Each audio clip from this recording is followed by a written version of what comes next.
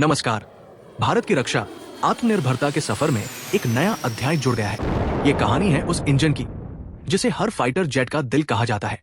दशकों तक भारत ने स्वदेशी लड़ाकू विमान के इंजन बनाने की कोशिश की। कावेरी इंजन प्रोजेक्ट में हमें कई तकनीकी चुनौतियों का सामना करना पड़ा।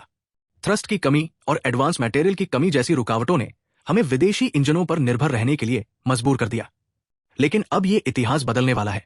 भारत और फ्रांस के बीच हुआ एक ऐतिहासिक समझौता भारत के एमका लड़ाकू विमान के लिए 120 किलोन्यूटन का 5वीं पीढ़ी का इंजन बनाएगा।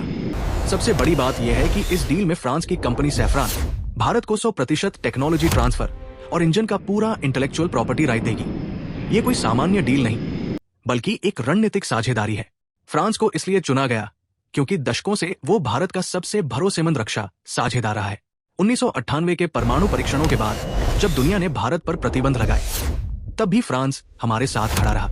ये रिश्ता सिर्फ व्यापार पर नहीं, बल्कि गहरे भरोसे पर टिका है। ये समझौता सिर्फ एक इंजन बनाने के बारे में नहीं है, बल्कि इसका लक्ष्य भारत में एक ऐसा एरोस्पेस इकोसिस्टम तैयार करना है जिससे हम भविष्य में खुद अपने दम पर अगली पीढ़ी के इंजन और टेक्नोलॉजी बना सकें।